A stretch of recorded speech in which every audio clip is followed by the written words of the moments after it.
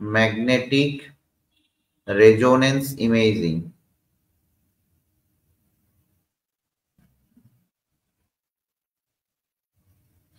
Resonance imaging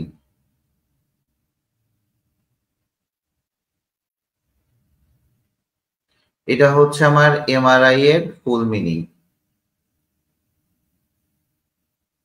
আচ্ছা, এই MRI কে অন্যভাবে আপনারা বলতে পারেন, এই এমআরআই কে আপনারা অন্যভাবে বলতে পারেন, এর অপর নাম যদি দেখেন,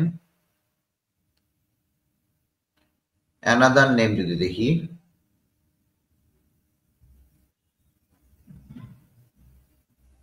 সেটা হচ্ছে NMRI, nuclear magnetic resonance imaging. এটাও বলতে পারেন নিউক্লিয়ার ম্যাগনেটিক রেজোনেন্স ইমেজিং। ঠিক আছে, এই এমআরআই এর উৎস ভালো করে বুঝবেন। এমআরআই এর উৎস, এই উৎস হচ্ছে NMR, nuclear magnetic resonance. NMR এক ধরনের স্পেকট্রোস্কোপিক টেকনিক। এই সোহা কি সুস্থ হয়েছে? তাহলে এর উৎস হিসেবে কাজ করে হচ্ছে এনএমআর। ভালো করে বুঝবেন, এর উৎস হিসেবে কাজ করে এনএমআর। আচ্ছা, এই এমআরআই কত সালে, এমআরআই উদ্ভব হয়েছে কত সালে, উদ্ভব হয়েছে কত সালে সেটা দেখেন। এমআরআই উদ্ভব হয়েছে 1946 সালে। এখানে দুইজন পদার্থবিজ্ঞানী এটা নিয়ে কাজ করছে, একটার নাম হচ্ছে ফ্লেক্স ব্লোচ।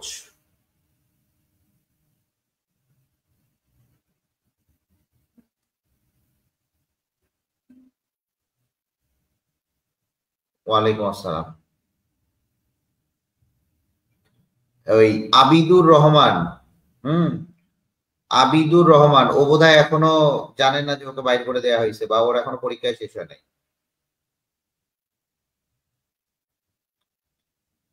বানানটা ভুল হয়েছে।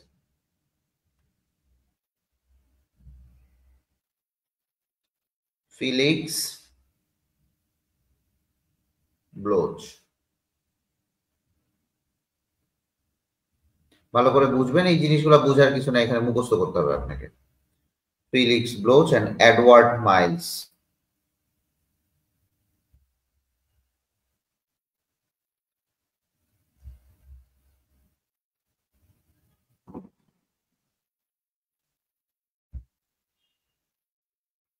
এরাই সর্বপ্রথম এনএমআর বা এমআরআইটার উপস্থিত হয়েছে। এবং এই এমআরআইটা দেখা যায় যে টিস্যু, যে টিস্যু কলার অবস্থান নির্ধারণ করার জন্য, বা বিভিন্ন প্রকার টিউমার, আঘাতজনিত বিভিন্ন রক্তনালীর সমস্যা, জয়েন্টে জয়েন্টে ব্যথা, লিগামেন্টে ব্যথা, মস্তিষ্কের টিউমার, বিভিন্ন ধরনের ব্যথার কারণে এই যে এমআরআইটা, ঠিক আছে। অনেক জায়গায় দেখা যায় যে বলে এমআরআই থেকে রেডিয়েশন নির্গত হয়, বাট এমআরআই পদ্ধতিতে কোনো রেডিয়েশন উৎপত্তি হয় না। ঠিক আছে, এক্স রেতে কলার ধ্বংস হয়, ভালো করে বুঝবেন। এই এক্স রেতে টিস্যু বা কলার, টিস্যু বা কলার ধ্বংস হয়।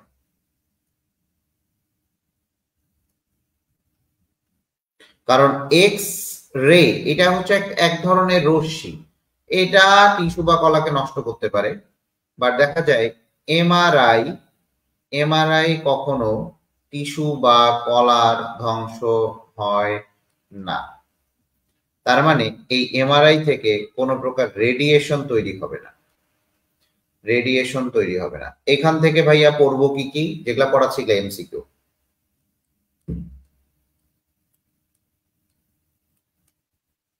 এখান থেকে কোনো প্রকার রেডিয়েশন তৈরি হবে না। এখন চলে আসি এই এমআরআই এর যে ব্যবহার বা এমআরআই এর যে হিসাবটা। এই এমআরআই তুমি জানো, এই এমআরআইটা সবসময় দেখবা এরা 3D হচ্ছে ইয়ে দেয়, কি দেয় ভাইয়া, 3D পিকচার দেয় সবসময়, 3D পিকচার দিবে। ঠিক আছে, আচ্ছা চলে আসি। এখন চলে আসি যে এইখানে যেটা হয় এমআরআই মেশিনে, এইখানে এক ধরনের রেডিও ফ্রিকোয়েন্সি ব্যবহার করা হয়। কি ফ্রিকোয়েন্সি? Radio frequency.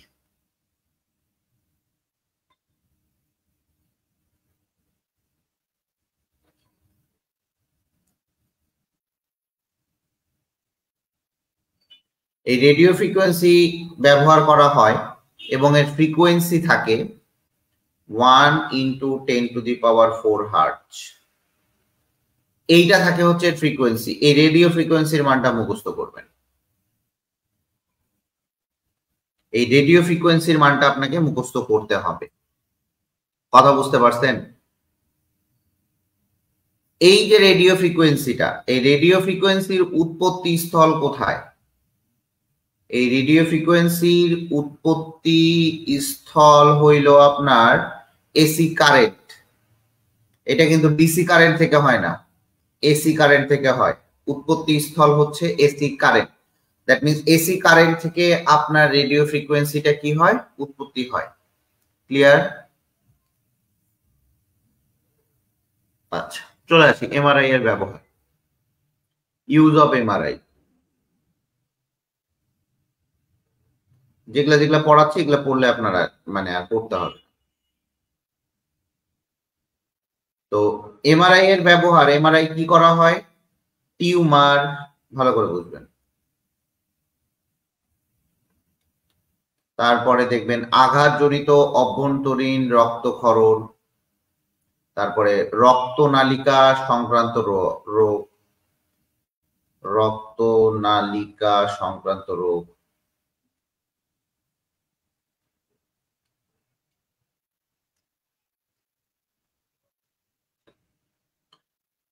এরপরে মস্তিষ্কের টিউমার, ভালো করে বুঝবেন, এগুলা খুবই ইম্পর্টেন্ট। মস্তিষ্কের টিউমার, এগুলা সব মুখস্থ বিদ্যা, আমি লিখে দিচ্ছি, আপনারা জাস্ট পড়বেন। হাঁটুর জয়েন্টে থাকা 4টি লিগামেন্ট কোনটি ছিঁড়ে গেলে, হাঁটুর জয়েন্টের লিগামেন্ট, টর্ন লিগামেন্ট।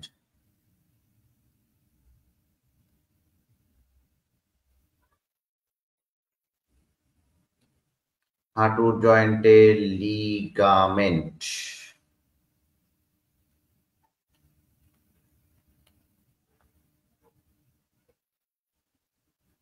এইটাকে বলা হবে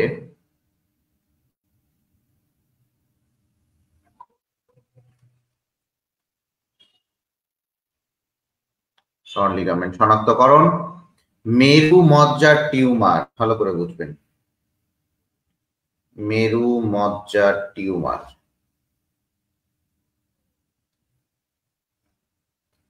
যেগুলা যেগুলা বলতেছি আপনার এটা পড়লে আর কোনো প্রবলেম হবে না।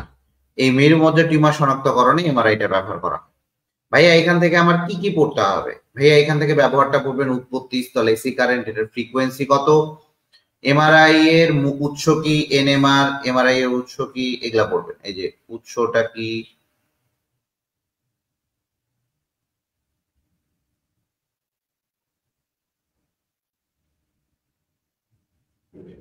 কে উদ্ভব করছে, এক্স রে টিস্যু কলা ধ্বংস করে, বা এক্স রে থেকে আপনার দেখা যায় যে এক্স রে থেকে আমাদের ক্যান্সার হওয়ার একটা সম্ভাবনা থাকে, কারণ এটা ধ্বংস হয়ে যাচ্ছে, এমআরআই থেকে সেটা হয় না।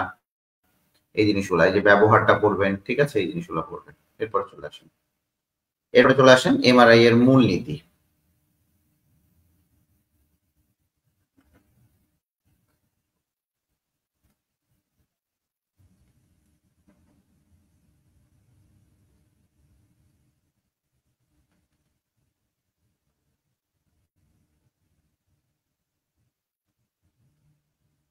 আচ্ছা, তাহলে এমআরআই এর মূলনীতিটা আপনাকে যদি পড়তে হয়, আপনাকে কয়েকটা জিনিস জানতে হবে। একটু বোঝার চেষ্টা করবেন এবং খুবই ঠান্ডা মাথায় বুঝবেন। আমি কয়েকটা জিনিস ড্র করব এবং কয়েকটা জিনিস লিখে দিব আপনাকে।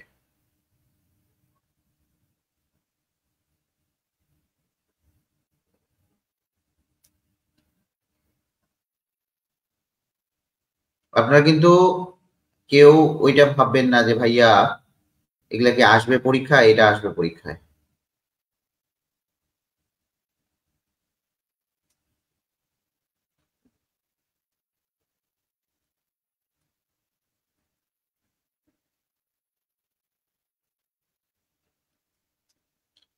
খুবই ঠান্ডা মাথায় বুঝেন, এই জিনিসগুলা খুবই বেশি ইম্পর্টেন্ট। দেখেন, এই জায়গাটা হচ্ছে আমার চৌম্বক ক্ষেত্র, চৌম্বক ক্ষেত্র, এটা হচ্ছে আমার এইচ নট। এটা বোঝার চেষ্টা করবেন, এটা হচ্ছে আমার এনার্জি, ঠিক আছে, এটা হচ্ছে আমার এনার্জি।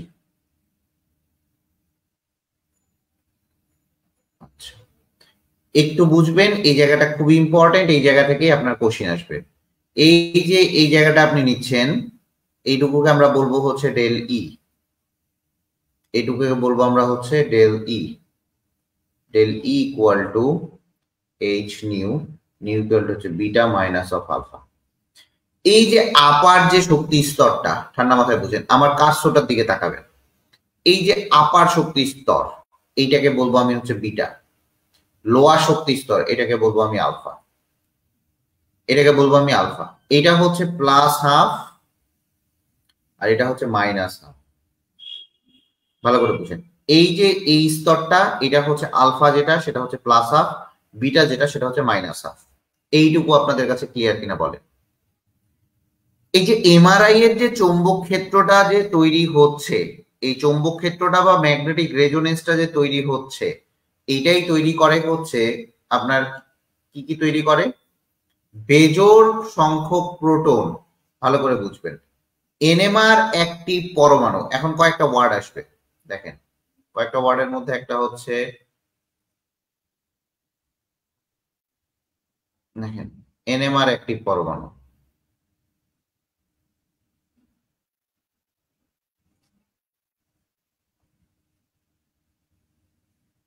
কয়েকটা ওয়ার্ড দেখতে পাবেন। কারা কারা এনএমআর অ্যাক্টিভ হয়, কারা কারা এনএমআর অ্যাক্টিভ হয়? এই সোহা, তুই কি সুস্থ হয়েছিস? এনএমআর অ্যাক্টিভ পরমাণু, এনএমআর অ্যাক্টিভ পরমাণু হচ্ছে তারাই যাদের দেখবা, যাদের বেজোড় সংখ্যক, যাদের বেজোড় সংখ্যক প্রোটন বা ইলেকট্রন আছে,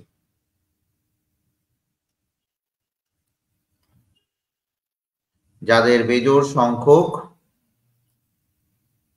নিউট্রন অথবা প্রোটন আছে।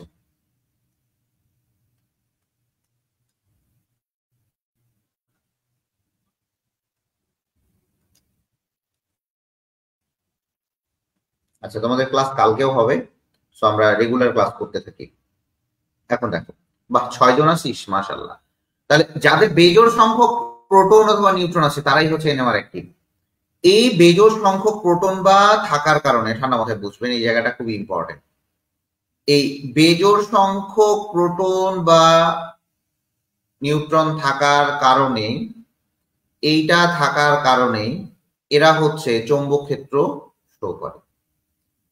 এই বেজোড় সংখ্যক থাকার কারণেই এরা চৌম্বক ক্ষেত্র শো করে।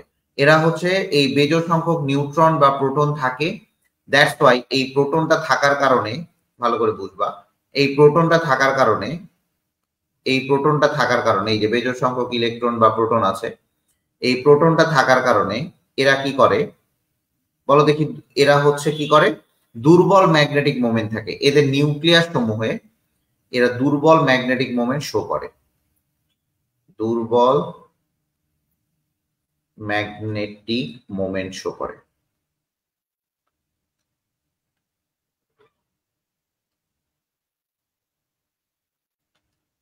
কথা বুঝতে পারছো? কথা কি আমার বোঝা যায়? হুম, কথা মনে হয় আমার বোঝা যায়। তাহলে এই যে প্রোটন এবং নিউট্রন গুলা থাকে, এই বেজোড় সংখ্যক প্রোটন নিউট্রন থাকার কারণেই এরা দুর্বল ম্যাগনেটিক মোমেন্ট দেখায়। কারণ ম্যাগনেটিক মোমেন্ট তারাই দেখায় যাদের দেখবা বেজোড় সংখ্যক প্রোটন অথবা নিউট্রন আছে। তাহলে কাদের কাদের আছে ভাইয়া? কথাগুলো ভালো মতো বুঝবেন, কথাগুলো বুঝলেই হবে। দেখা যায় যে হাইড্রোজেন দেখাবে, তারপরে কার্বন 13 দেখাবে, তারপরে ফ্লোরিন দেখাবে, এরা সাধারণত দেখা যায়। এছাড়া ফসফরাস দেখাবে, ফসফরাস 31 দেখাবে। এই জিনিসগুলা দেখা যায়, এরাই হচ্ছে সাধারণত, এই কয়েকটা এরাই হচ্ছে দুর্বল ম্যাগনেটিক মোমেন্ট দেখায় এবং এরাই হচ্ছে এনএমআর অ্যাক্টিভ পরমাণু। তাহলে এনএমআর অ্যাক্টিভ পরমাণু কারা ভাইয়া? এনএমআর অ্যাক্টিভ পরমাণু হাইড্রোজেন, কার্বন, ফ্লোরিন অথবা ফসফরাস, যাদের বেজোড় সংখ্যক প্রোটন অথবা নিউট্রন থাকে। যদি বলে কেন এরা এনএমআর অ্যাক্টিভ, বলো দেখি। কারণ এদের বেজোড় সংখ্যক প্রোটন বা নিউট্রন থাকে। এই বেজোড় সংখ্যক প্রোটন বা নিউট্রন থাকার কারণে এরা দুর্বল ম্যাগনেটিক মোমেন্ট দেখায়। দ্যাটস ওয়াই এরা এনএমআর অ্যাক্টিভ পরমাণু। আমার কথা বুঝতে পারছো? এনএমআর অ্যাক্টিভ পরমাণু কারা, কিভাবে হয়?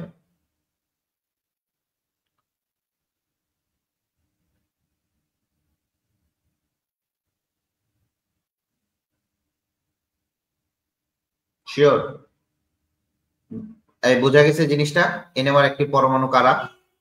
দেখেন, এইগুলাই আপনি রয়্যাল গাইডে কিনবেন, আপনি রয়্যাল গাইড কিনবেন যেখান থেকে কিনেন, আমি যা পড়াইছি এর বাইরে পড়ানো মানে এর বাইরে যদি আপনি পান তারপর আমাকে বলবেন। আমি যা পড়াইছি এর বাইরে কোনো প্রকার কোনো কোশ্চিন যাবে না, না, না, ইনশাল্লাহ। ইভা কোথায়? ইভা ক্লাস করতেছো না? এখন চলে আসি, এই যে কার্যকর মূলনীতিটা, এটা একটু বুঝাইতেই আপনারা বই থেকে পড়বেন। আমাদের শরীরে একটু বুঝবেন, এখানে কয়েকটা পয়েন্ট আছে। আমাদের শরীরে দেখা যায় যে 70% কি থাকে? পানি থাকে না? এটা হচ্ছে, একটু বোঝার চেষ্টা করেন। আমাদের শরীরে 70% পানি থাকে। তাহলে এই যে 70% পানিটা থাকে, এই 70% পানির মধ্যে থাকে হচ্ছে আমার হাইড্রোজেন। এই হাইড্রোজেন একটা এনএমআর একটি পরমাণু, তাই না? আর হাইড্রোজেনের কয়টা স্পিন থাকে? দুইটা, একটা প্লাস হাফ আর একটা কি মাইনাস হাফ। বোঝার চেষ্টা করবেন, তাতে ইজি হবে। এখন দেখেন, বাহির থেকে যখন আমি চৌম্বক ক্ষেত্রটা দিব, বাহির থেকে মনে করেন এই যে এনার্জি বা চৌম্বক ক্ষেত্রটা আমি যখন প্রয়োগ করলাম বহিঃস্থ চৌম্বক ক্ষেত্রের প্রভাবে, তখন করে কি, হাইড্রোজেনের নিউক্লিয়াস দুইটি শক্তি স্তরে বিন্যস্ত হয়ে যায়, একটা প্লাস হাফ একটা মাইনাস হাফ। যখনই তুমি বাহির থেকে এনার্জিটা দিবা এই জায়গায়, তখনই কি করবে, বাহির থেকে এনার্জি দিবা, এনার্জি দেওয়ার ফলেই আমি বুঝাই দেই, তারপরে ফ্লো চার্ট করে দিব। এখান থেকে তুমি পানি আছে, এই হাইড্রোজেন এনএমআর একটি পরমাণু, আর হাইড্রোজেনের স্পিন কত? প্লাস হাফ আছে, মাইনাস হাফ আছে, হাইড্রোজেনের ইলেকট্রন সময়ের স্পিন। তো যাই হোক, এখন কথা হচ্ছে যে যখন তুমি এই যে বাহির থেকে যখন তুমি শক্তি দিবা, শক্তিটা দেখা যায় দুইটা স্তরে ভাগ হবে, একটা আলফা যেটা প্লাস হাফ, আর একটা হচ্ছে বিটা যেটা মাইনাস হাফ। এইটুকু ক্লিয়ার? একটা আলফা প্লাস হাফ, একটা বিটা, ক্লিয়ার? এইটুকু ক্লিয়ার কিনা বলেন?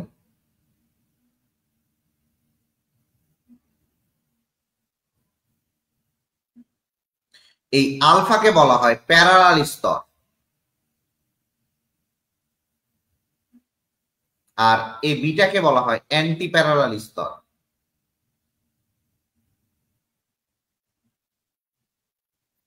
ঠান্ডা মাথায় বুঝবেন, এই জিনিসটা প্রচুর পরীক্ষায় আসে।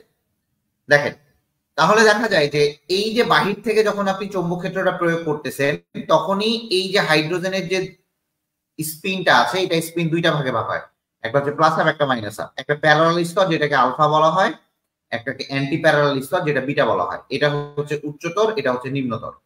ক্লিয়ার? ক্লিয়ার?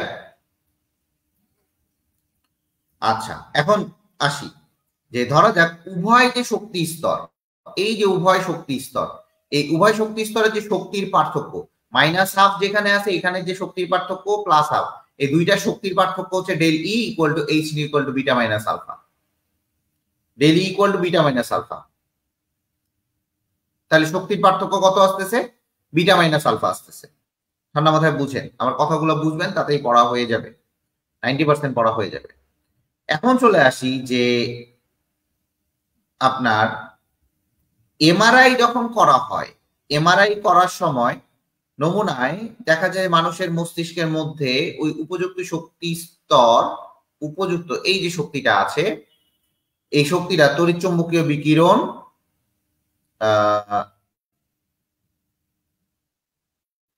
যদি তড়িৎচুম্বকীয় বিকিরণটা যদি করে, তখন দেখা যায়, ভালো করে বুঝবেন, এই জায়গায় একটা সিগন্যাল পাওয়া যায়। ঠিক আছে? আমি মনে হয় বুঝাইতে পারিনি। ব্যাপারটা এরকম যে দেখা যায় যে উচ্চ শক্তি স্তর হচ্ছে অ্যান্টি প্যারালালটা, এই অ্যান্টি প্যারালালটা আমি একটু এই জায়গায় মনে হয় ইয়ে আছে, লেজার থাকলে ভালোই।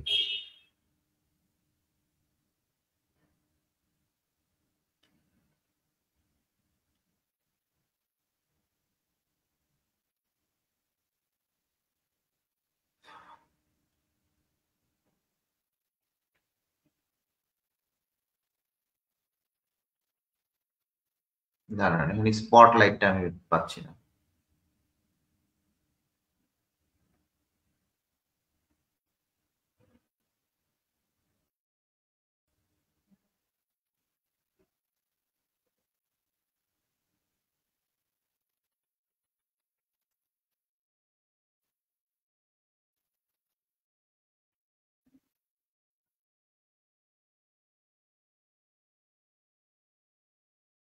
আচ্ছা, হোয়াইট বোর্ডের দরকার নেই, আমরা যেটা পড়তেছিলাম সেটা দেখি। তো যেটা দেখাচ্ছিলাম আপনাকে, যখন দেখবেন যে স্পিনটা, ভালো করে বুঝেন, স্পিনটা এই দুইটা স্পিন আছে, একটা লোয়ার স্টেজে আর একটা আপার স্টেজে, একটা লোয়ার স্টেজে একটা আপার স্টেজে, তাই না?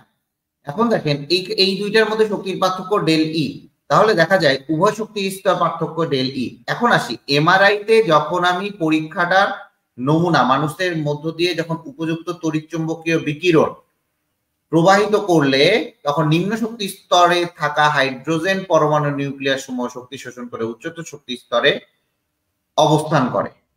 এই কথাটার মানে আমি আরেকটু বুঝাই। যখন আপনি এই জায়গাটাতে এমআরআই, যখন আমি একটু চলে যাই এই জায়গায়, একটু দেখাই, না দেখাইলে আপনি বুঝবেন না।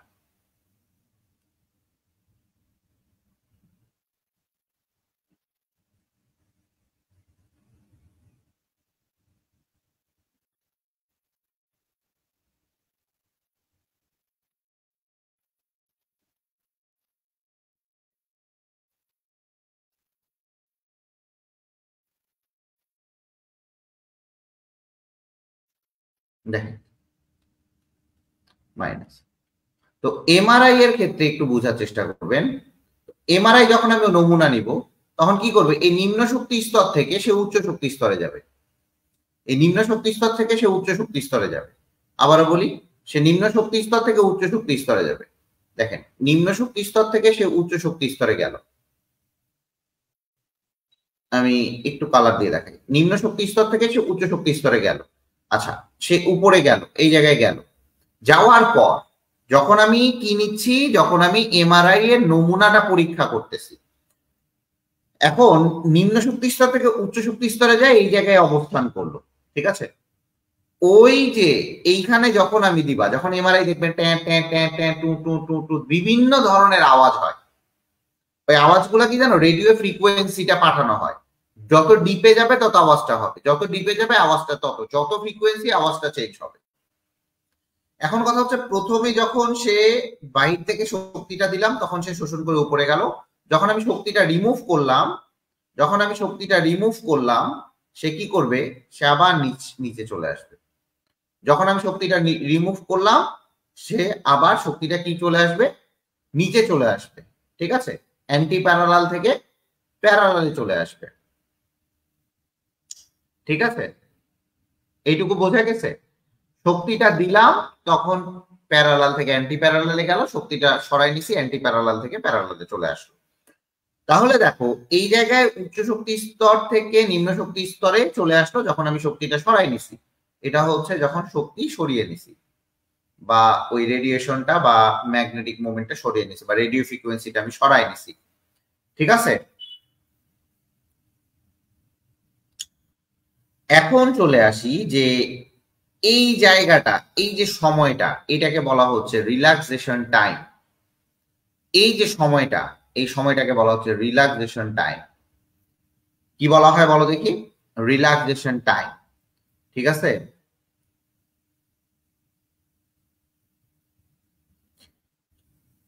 ঠিক আছে, কতটুকু সময়ের মধ্যে হচ্ছে, এটাকে বলা হচ্ছে রিল্যাক্সেশন টাইম। এখন এই যে রিল্যাক্সেশন টাইমটা হচ্ছে, খুবই ভালো কথা, এই যে প্রোটন গুলা তখন করে কি, এই প্রোটন গুলা দোদুল্যমান অবস্থায় আছে, একটা উপর থেকে নিচে যাচ্ছে, নিচ থেকে উপরে। এই দোদুল্যমান অবস্থায় এটা করে কি, সিগনাল দেয়, সিগনাল দিবে। এই দোদুল্যমান অবস্থায় সিগন্যাল দিবে। এই সিগন্যাল গুলাই আমরা মানে কম্পিউটারে দেখতে পাই। ঠিক আছে? তো একটা দেখা যায় যে অসুস্থ যে কোষগুলো থাকে, এই অসুস্থ কোষগুলা দেখা যায় যে বেসিক আমাদের একটা মনে করো এরকম থাকে, মানে মেইনলি এটা দেখাই আমি কিভাবে থাকে।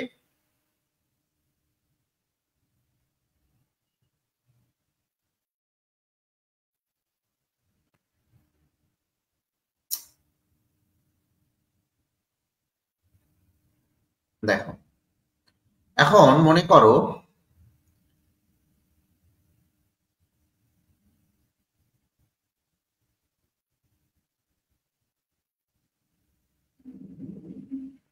এর বোঝার চেষ্টা করবা, বাট দেখা যাচ্ছে যে এই যে এখানে সিগন্যালটা এরকম হয়ে গেছে।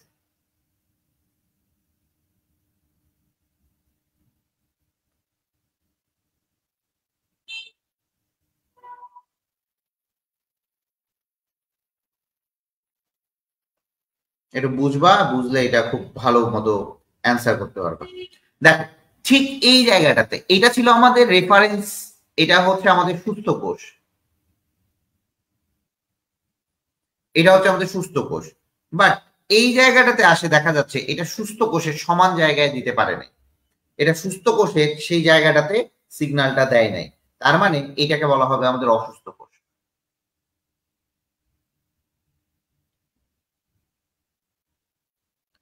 ঠিক এই জায়গায় অসুস্থ কোষ। তাহলে দেখো, সুস্থ কোষ যেই জায়গায় সিগন্যালটা দিবে, পরেরটা দেখো, সুস্থ অসুস্থ কোষ সমান মিলে গেছে। তার মানে এখানে একজন রেফারেন্স সিগন্যাল থাকে এইভাবে। তাহলে আমি কি বললাম বলো দেখি, এখানে এমআরআই এর মূলনীতিটাই হচ্ছে আমাদের প্রথমেই দরকার হচ্ছে ম্যাগনেটিক, জানার দরকার হচ্ছে এনএমআর একটি পরমাণু কারা। এনএমআর একটি পরমাণু কারা যাদের বেজোড় সংখ্যক নিউট্রন অথবা প্রোটন আছে। এই যে নিউট্রন অথবা প্রোটন আছে, এদের কি থাকে? দুর্বল ম্যাগনেটিক মোমেন্ট থাকবে। এই দুর্বল ম্যাগনেটিক মোমেন্টটা দেখাবে, খুবই ভালো কথা। এখন দেখা যায় যে এটার কার্যপ্রণালী কি কি। আমাদের শরীরে থাকে হচ্ছে 70% পানি, পানির মধ্যে হাইড্রোজেন থাকে। হাইড্রোজেনের তোমার হচ্ছে দেখা যায় যে হাইড্রোজেনের নিউক্লিয়াসে দুইটা প্রোটনের স্পিন যেটা থাকে, যেমন H2 আছে, এখানে দুইটা প্রোটনের স্পিন, একটা প্লাস হাফ একটা মাইনাস হাফ, বা ইলেকট্রন বলো, প্লাস হাফ একটা মাইনাস হাফ আছে, খুবই ভালো কথা। প্লাস হাফ মাইনাস হাফ আছে।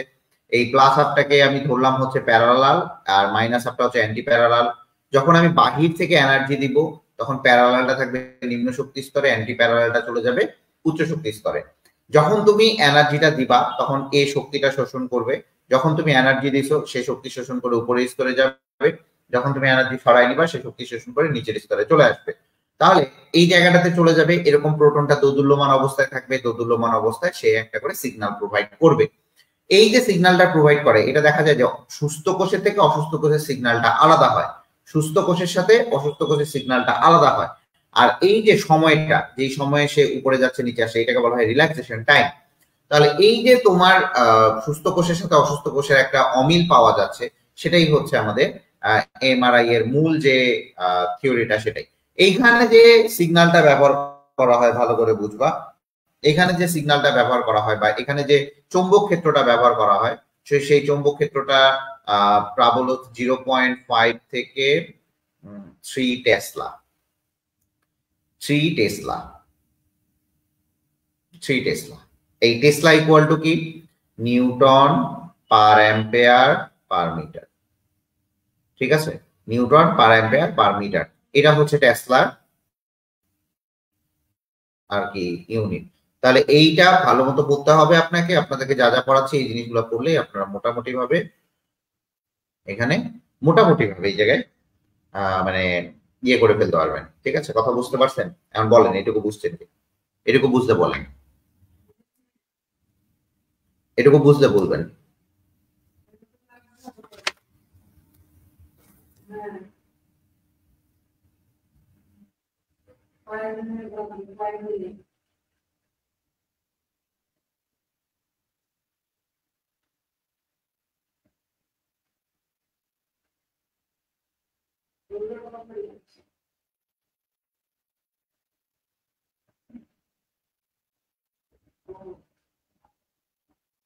কি ক্লিয়ার হয়েছে এটা? কি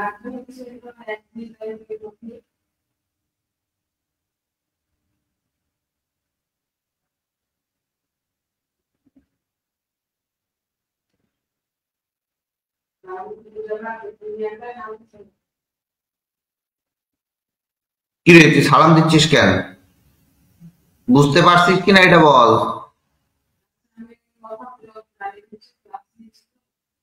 বুঝতে পারছিস কিনা এটা বল, তাড়াতাড়ি বল। চলে আয়, শিখা পরীক্ষা, নতুন টপিক। বোঝা গেছে?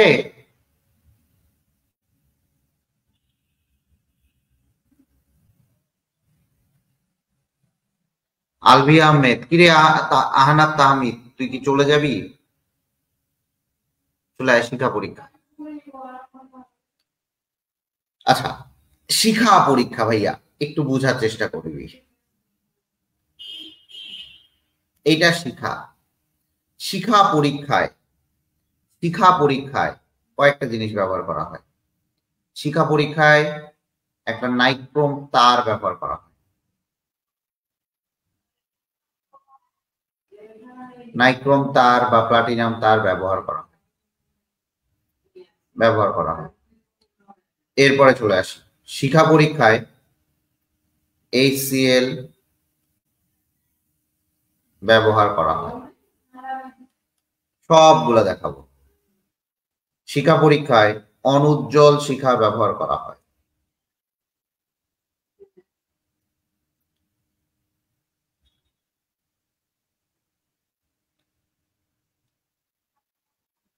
শিখা পরীক্ষায় কি কি ব্যবহার করা হয় এগুলো একটু ভালো মতো পড়বেন। শিখা পরীক্ষায় কি ব্যবহার করা হয়? অনুজ্জ্বল শিখা ব্যবহার করা হয়। শিখা পরীক্ষায় আর কি পড়বেন? শিখা পরীক্ষার রং গুলা পড়বেন, যে শিখা পরীক্ষায় কোন কালারটা দেয়, শিখা পরীক্ষা কে কে দেয় না,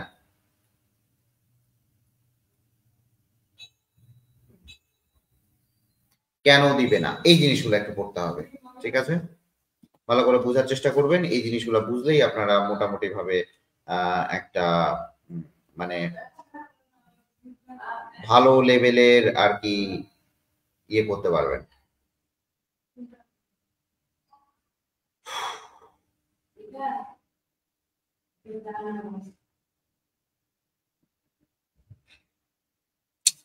এখন চলে আসি, 6 জন ছিলেন, এখন কেন চলে গেলেন?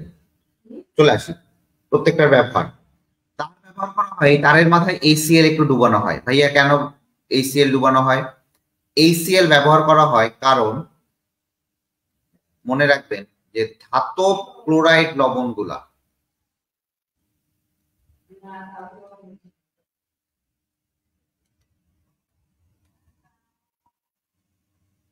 ধাতব ক্লোরাইড লবণগুলা উদ্দায়ী হয়।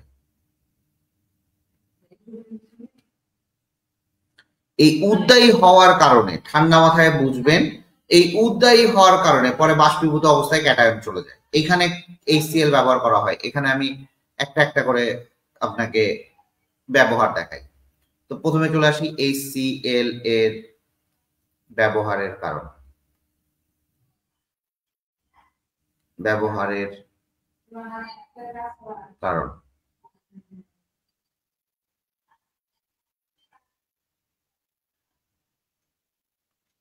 চলে আসি,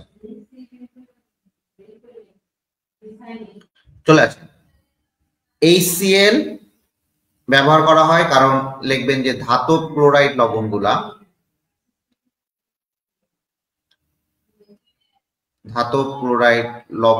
উদ্দায়ী হয়।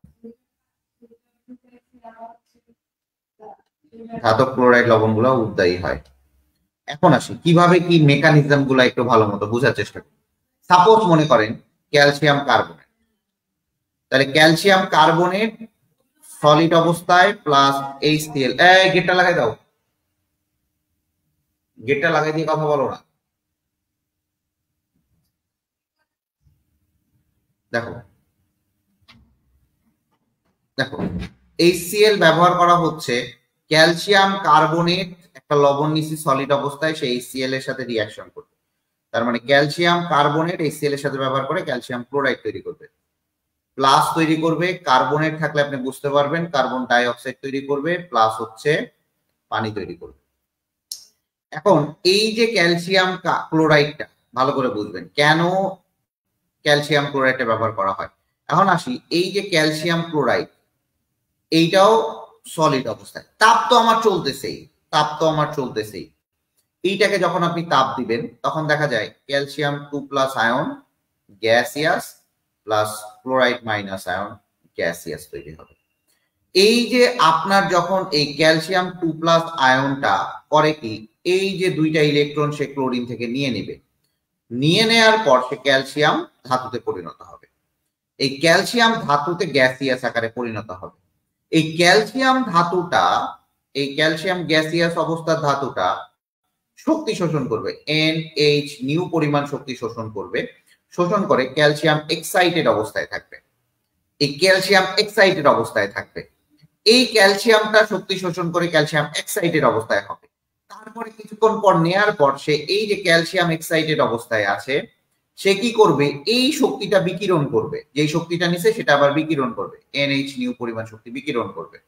এই NH নিউ পরিমাণ শক্তিটা বিকিরণ করার পর সে ক্যালসিয়াম গ্যাসিয়াসে পরিণত হবে। এই যে শক্তিটা বিকিরণ করতেছে, ভালো করে বুঝেন, এই যে শক্তিটা বিকিরণ করতেছে, এই বিকিরিত শক্তিটাই আলো, এই বিকিরিত শক্তিটাই আলো, এই বিকিরিত শক্তিটাই আলো। এবং এটাই ইটের মতো লাল, এটাই হচ্ছে আলো, এবং এটাই হচ্ছে ইটের মতো লাল।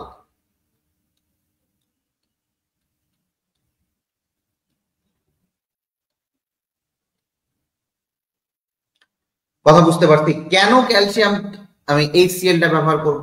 আমার মেইন টার্গেট হচ্ছে ধাতব ক্লোরাইড লবণ বানানো।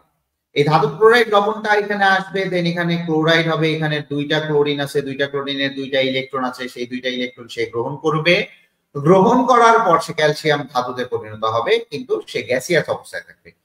তাপ তো আমার চলতেছেই, তলা থেকে তো আমি তাপটা দিচ্ছি, তাপ তো আমি এখানে দিচ্ছি, তখন কি করবে, সে NH নিউ পরিমাণ তাপ শোষণ করবে। কত মোল তাপ শোষণ করতে আমি জানি না, কত মোল শক্তি সে শোষণ করতে আমি জানি না, মনে করলাম যে H নিউ, কারণ আমি কি জানি ইকুয়াল টু হচ্ছে NH নিউ, সে মনে করেন কত মোল শক্তি শোষণ করতেছে আমি জানি না। এখন এ শক্তিটা শোষণ করলো, শক্তি শোষণ করে এক্সাইটেড হয়ে গেল, সে এক্সাইটেড হয়ে গেল, সে এক্সাইটেড অবস্থা খুব একটা উত্তেজিত অবস্থায় থাকে, যখন সে খুব একটা বেশিক্ষণ থাকতে পারে না, এটা একটা অস্থায়ী অবস্থা। সে অস্থায়ী অবস্থা থেকে কি করবে, আবার যে পরিমাণ শক্তিটা শোষণ করবে সেই স্থায়ী অবস্থায় থাকতে চাইবে, সেই পরিমাণ শক্তিটা বিকিরণ করে দিবে।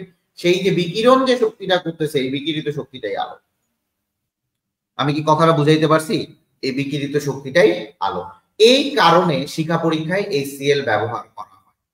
ক্লিয়ার কিনা বলেন, ক্লিয়ার কিনা বলেন।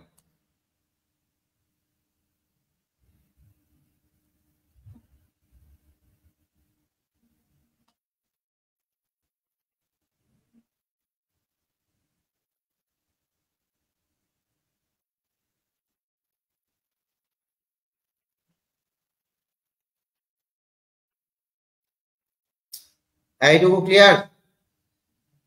সবাই বলেন, সবাই বলেন ক্লিয়ার হয়েছে HCl কেন ব্যবহার করে? মোস্ট ইম্পর্টেন্ট একটা কোশ্চেন, এটা আপনাকে এই পুরো পার্টটা লিখতে হবে।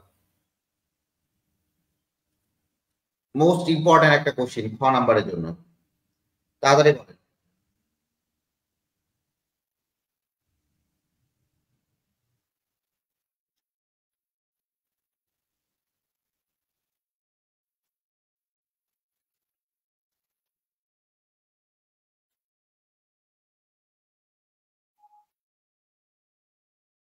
এই বুঝছো? সবাই তাড়াতাড়ি বলো, তাড়াতাড়ি বলো।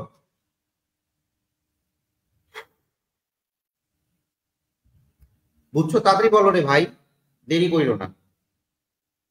এরপরে চলে আসি ভাইয়া, অনুজ্জ্বল শিখা ব্যবহার করা হয় কেন?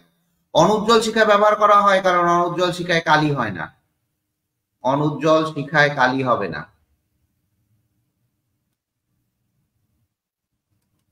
কালি হবে না, প্লাস এখানে বেশি তাপ উৎপন্ন হয়।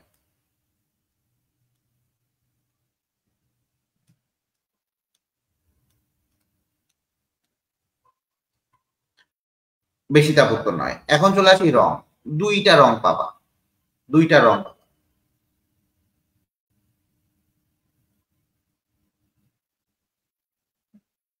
দুইটা রং পাবা। একটা পাবা হচ্ছে তোমার খালি চোখে,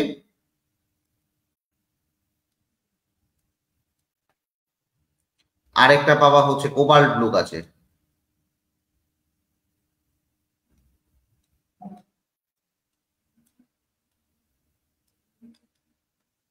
একটা পাবা খালি চোখে, আরেকটা হচ্ছে কোবাল্ট ব্লু কাচে। দুই ধরনের কালি পাবা। চলে আসি,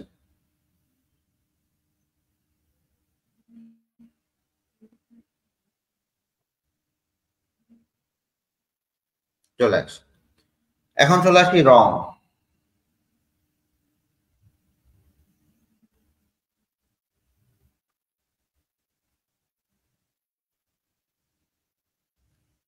তো দুই ধরনের রং পাবে। দেখেন,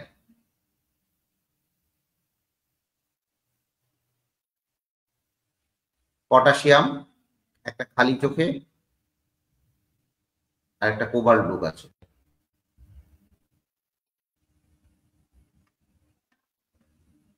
পটাশিয়াম যে আয়নটা, সেটা দেখবেন যে খালি চোখে বেগুনি, বেগুনি বর্ণে শিখা দেবে। কোবাল্ট ব্লু কাচে লালাভ বেগুনি বা লাল টাইপের। পটাশিয়াম চলে আসি, এরপরে আসেন বা এটা আপনি লিখতে পারেন গোলাপি লাল শিখা, এটা না বলে লালাভ বেগুনি না বলে গোলাপি লাল। দেখেন কেমন জানি, গোলাপি লাল, গোলাপি লাল। এরপরে চলে আসি সোডিয়াম। সোডিয়াম লেখেন, সোডিয়াম কি কি শিখা দিবে? সোডিয়াম দিবে হচ্ছে সোনালী হলুদ,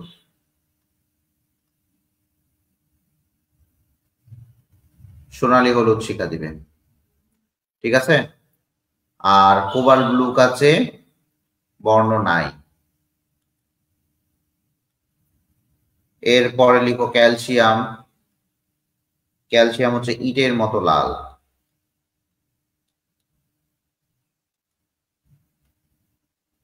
আর এটা হচ্ছে হালকা সবুজ।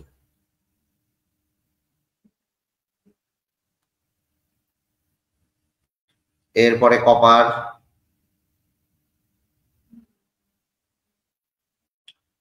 নীলাভ সবুজ।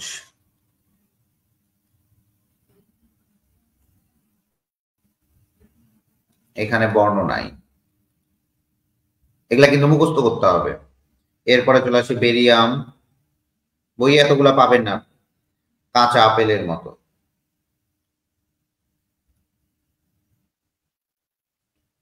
আর পড়তে হবে না এগুলা, মানে এটা এইটুকু পড়লেই হবে। এরপরে চলে আসি লেড। এটা হচ্ছে সাদাতে নীল।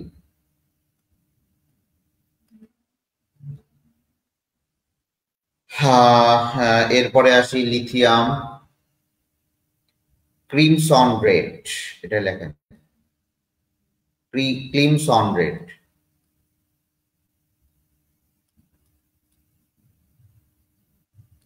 এরপরে চলে আসি আর্সেনিক,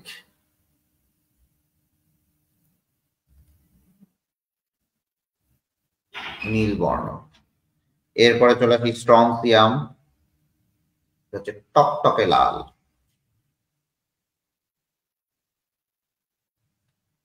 এরপরে চলে আসি সিজিয়াম, এটা হচ্ছে নীল।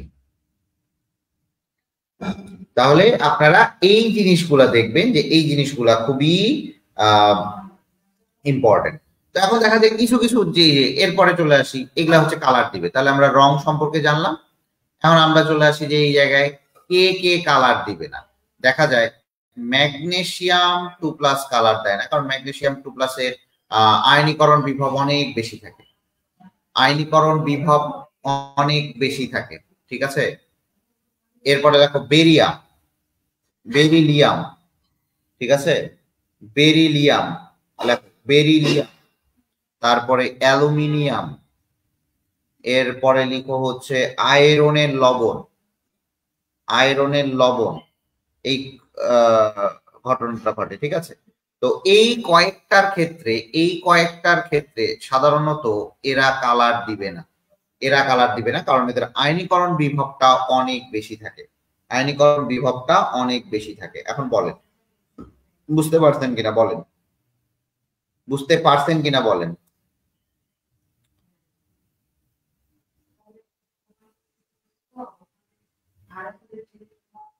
বুঝতে পারছেন কিনা বলেন? আচ্ছা, এই জায়গায় তার ব্যবহার করা হয়েছিল, এই তারটা কিন্তু আমরা সাধারণত প্লাটিনাম অথবা নাইট্রোম তার ব্যবহার করি, কারণ এই প্লাটিনামটা HCl দ্বারা তোমার দেখা যায় যে প্লাটিনাম তার ব্যবহার করলে সেটা HCl দ্বারা কোনো প্রকার আক্রান্ত হয় না বা রিয়াকশন হয় না, এটা হচ্ছে অনুজ্জ্বল শিখা,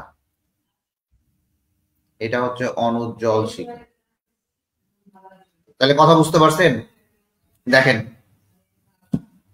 কথা বোঝা গেছে কিনা, দেখেন কারা কারা শিখা দিবে না, কোবাল্ট ব্লু কাচে কিরকম দিবে না দিবে এই জিনিসগুলো সাধারণত আছে। এখন আসি ভাইয়া কোবাল্ট ব্লু কাচে এই জিনিসটা আমরা বুঝতে পারতেছি না, ভাইয়া একটু বুঝাই দেন। এইটা আমরা বুঝতে পারতেছি না যে এইটা কি, খালি চোখে কোনটা কোবাল্ট ব্লু কাচে, এটা মুখস্থ থাকতেছে না।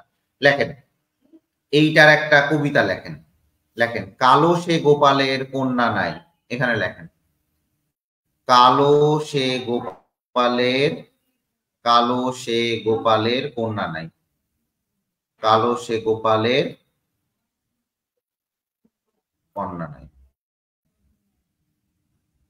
বোঝার চেষ্টা করেন। কালো সে গোপালের,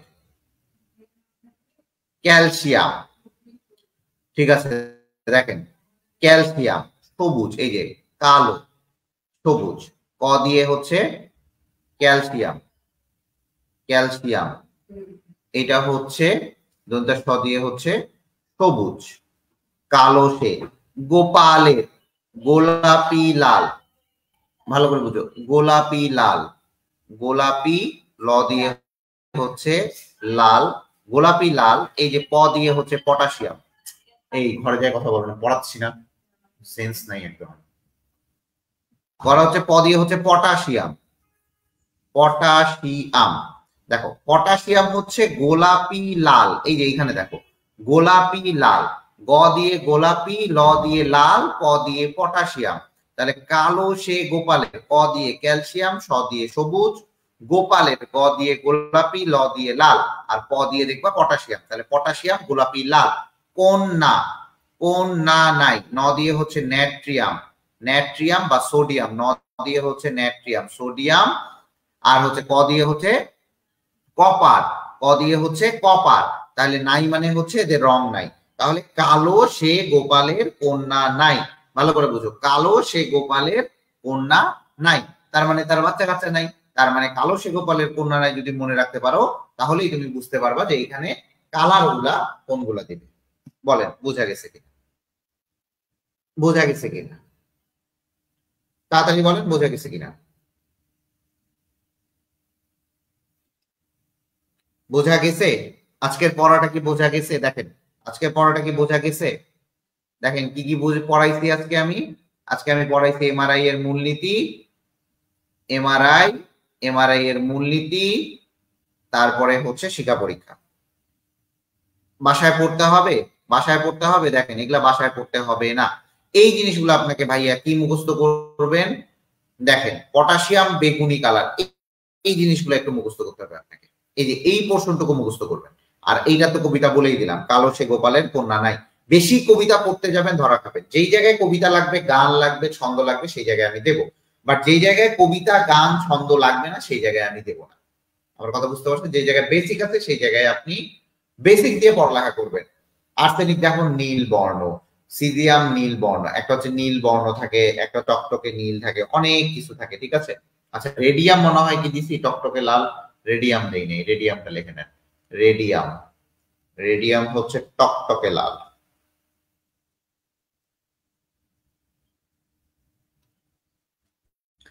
ঠিক আছে, এই জিনিসগুলা আপনাকে পড়তে হবে এবং এই জিনিসগুলা আপনাকে ভালো মতো জানতে হবে, কারণ এগুলাই ইম্পর্টেন্ট। নিচের কোনটি টকটকে লাল, নিচের কোনটি ক্রিমসন রেড, এই জিনিসগুলো আপনাকে বুঝতে হবে। এই যে কালো সে গোপালের কন্যা নাই, ক দিয়ে হচ্ছে ন দিয়ে ন্যাট্রিয়াম, ন্যাট্রিয়াম হচ্ছে সোডিয়াম, নাই মানে হচ্ছে তাদের কালার নাই। কি কবিতাটা মনে থাকবে? এই কবিতাটা মনে থাকবে?